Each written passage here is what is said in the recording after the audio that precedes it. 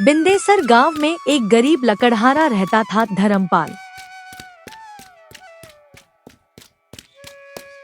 धूप हो या बारिश, वह रोज जंगल जाकर लकड़ियां काट कर लाता। धर्मपाल कुल्हाड़ी से लकड़ी काट रहा था कि तभी गांव का गोपाला वहां आ पहुंचा।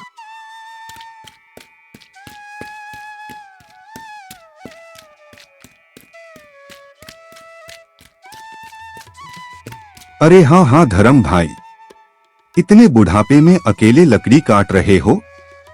बुला लिया होता, 2 हाथ हम भी बंटाते। गोपाला भाई, अब तो आदत पड़ गई है। अकेले ही लड़ना सीख लिया है मैंने। परिवार साथ हो तो घर स्वर्ग बन जाता है, और जब चला जाए तो वही घर तपोवन। कितना अच्छा परिवार था तुम्हारा। एक पत्नी सरस्वती और एक होनहार बेटा मोहन। दोनों गांव से कहां गायब हो गए और आज तक कोई खबर नहीं मिली। एक दिन सब ठीक हो जाएगा धर्म भाई, हिम्मत मत हारना। धर्मपाल ने मुस्कुराते हुए कहा। मेहनत और भलाई दोनों कभी व्यर्थ नहीं जाते भाई।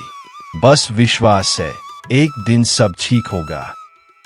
रात को धर्मपाल खाना बनाने बैठा ही था कि दरवाजे पर आवाज आई। भगवान के नाम पर कुछ दे दो बाबा, 2 दिन से भूखा हूँ। धर्मपाल बिना सोचे पूरा बना भोजन उठा लाया।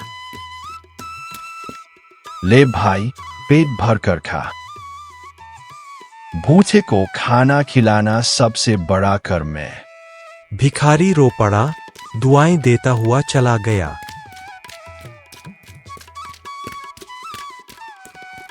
अगले दिन रास्ते में गांव का मुखिया रघुनाथ मिला। तू बिल्कुल मूर्ख है धर्म, खुद भूखा सो गया और भिखारी को सारा खाना दे दिया।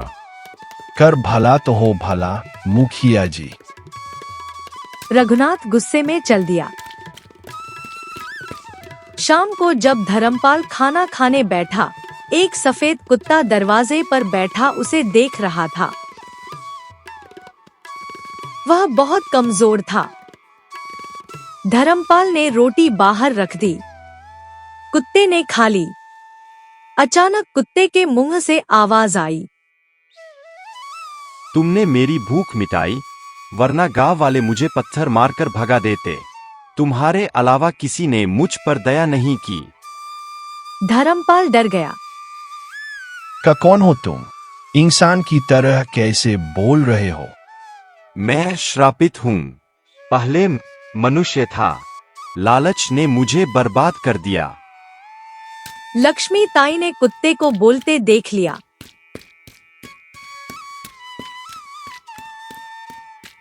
अरे धर्म, यह वही मनहूस कुत्ता है जिसकी नजर जिस पर पड़ती है उसका नुकसान हो जाता है। इसे घर से निकाल। नहीं ताई, जरूरतमंद को शरण देना पाप नहीं होता। लक्ष्मी ताई गुस्से में चली गई।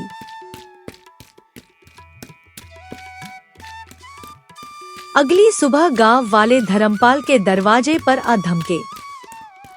शाम तक इस कुत्ते को बाहर निकाल दे, वरना तुझे गांव से बाहर कर देंगे। सब चले गए। कुत्ता रोने लगा।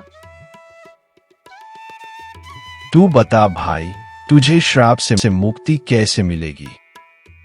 कनकपुर जंगल में एक देवी का चंदन वृक्ष है, वहां मेरी सच्चाई समझोगे। चल, मैं तेरे साथ चलता हूँ, चाहे जान भी चली जाए।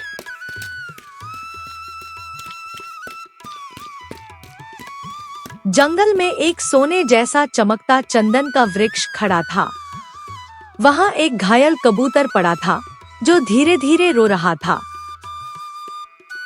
यह और ज्यादा क्यों रो रहा है? अब सब बताता हूँ। कुत्ता बोला कि यह कबूतर भी श्रापित है। यदि तुम अपने प्राण त्याग दो, तभी यह दोनों अपने रूप में लौटेंगे। तुम्हें मेरे तने को छूना होगा। छूते ही तुम चंदन की मूर्ति बन जाओगे। धर्मपाल ने आंखें बंद की।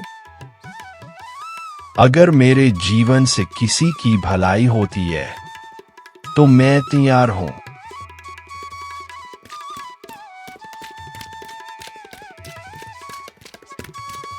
उसने वृक्ष को छू लिया।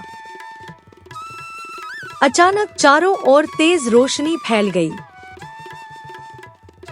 कुत्ता एक युवा पुरुष बन गया और घायल कबूतर एक युवती।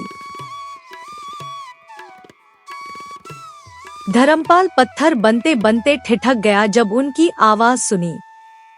पिताजी, मैं सरस्वती, आपकी पत्नी।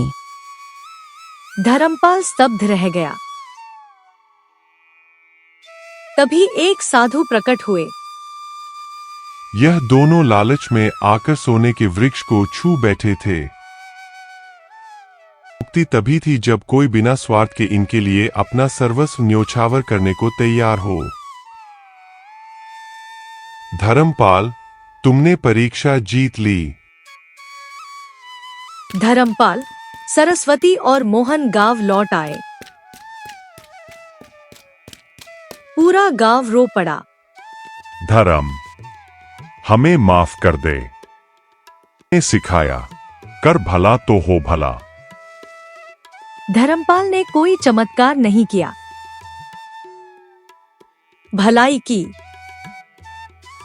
और भलाई का वरदान उसे उसके परिवार के रूप में लौट मिला।